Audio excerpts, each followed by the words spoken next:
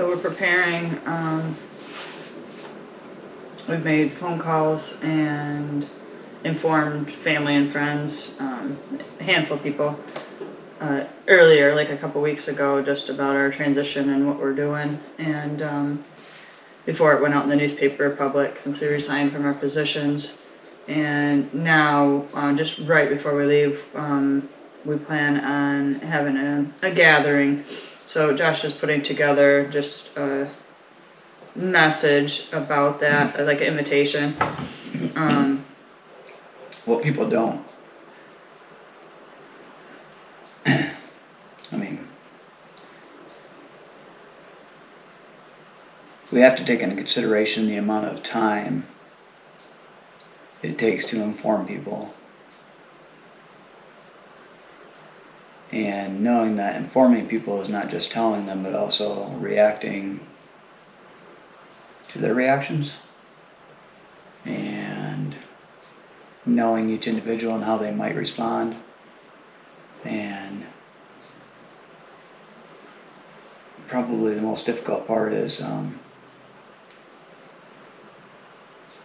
there's no way we can explain to them to help them understand why it is we must go, right? Like, So we're different people. We're not.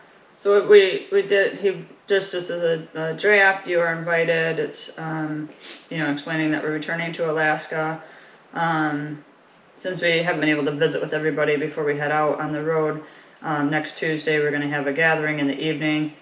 And then it goes on to just explain a little bit. It says, while we are excited for this next adventure, it is extremely difficult to leave the comfort and security of our wonderful family and friends.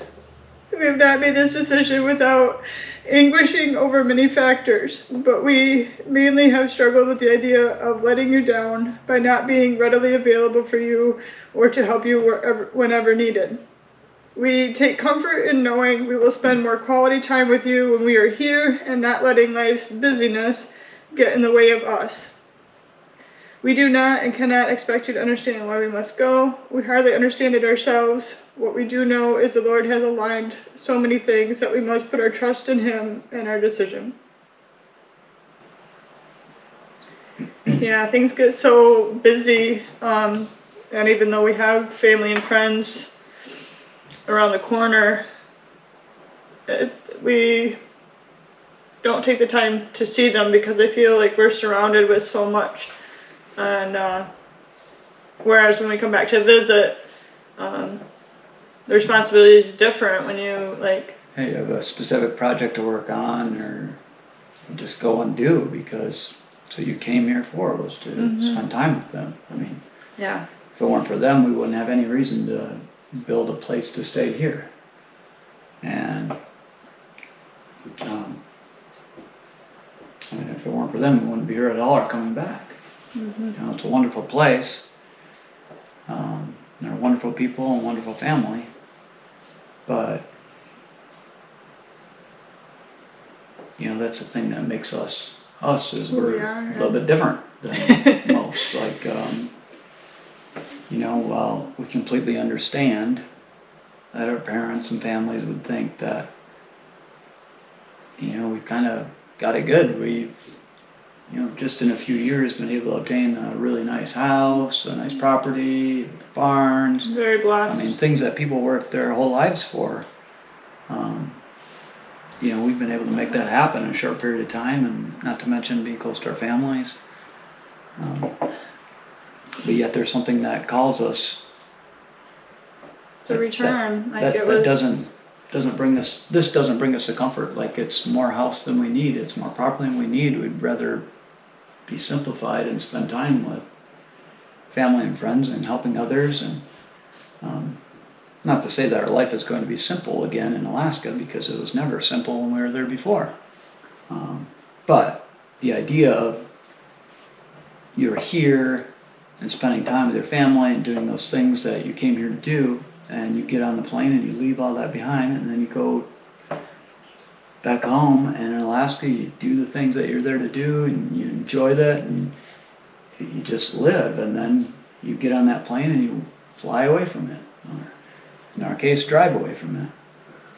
which is a lot more difficult to drive because you always have the option to turn around once you get on the plane, unless you're the pilot.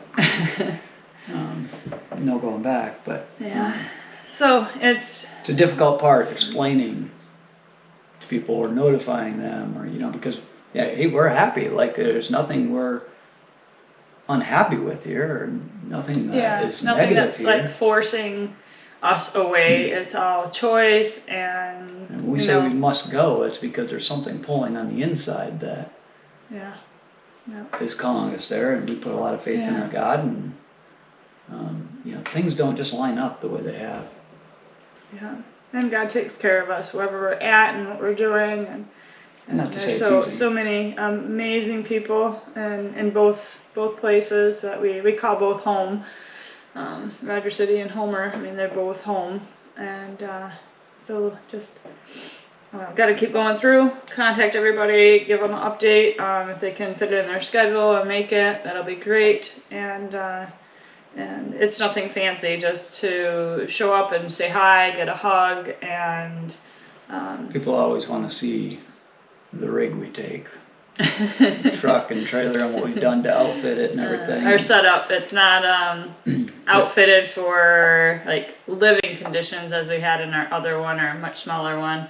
There's no kitchenette or sleeping arrangement, so this will be a little bit more rustic, but definitely more space for cargo, and that'll be nice just to one step closer to moving out of this house and everything, and taking the things that are priority, and we'll deal with the rest afterwards. But yeah, we had a couple friends stop over last night, and they took a look at the trailer, and oh, you've got a refrigerator or a freezer in here. I said it's my new home.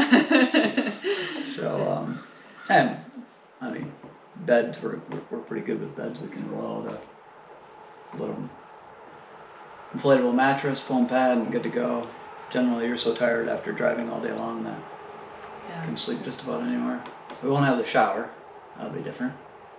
Yeah, that'll be different. I mean, in the lower 48, we can stop it and shower wherever we might need to, but in terms of the Canada, that'll be 3, 4, or 5 day stretch, and we'll manage. I don't know if I've had a shower in the last couple of days, to be honest, because we've been working so much. But we'll hit a lake or a river. I mean, it's cold, but it's refreshing. Yeah.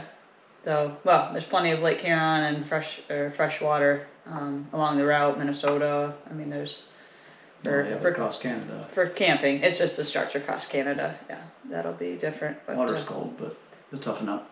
Preparing me for that commercial fishing or out fishing, right? Polar bear swim. Proper polar bear swim.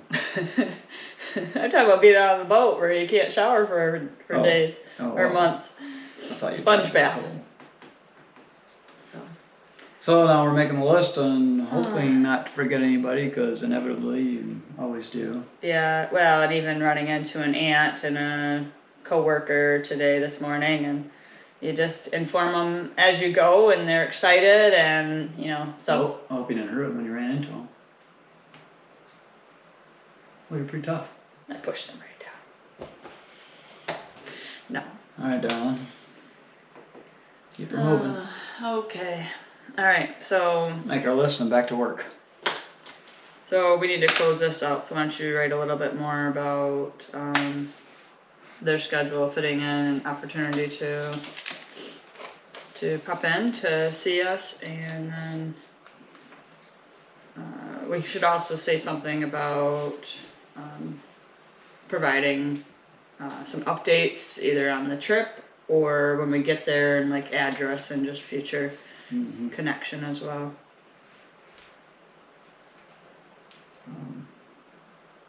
I mean, we don't need to write a book, but we do want to. It's already a book. And I have details. That way it's clear. The details, things are clear. Be good.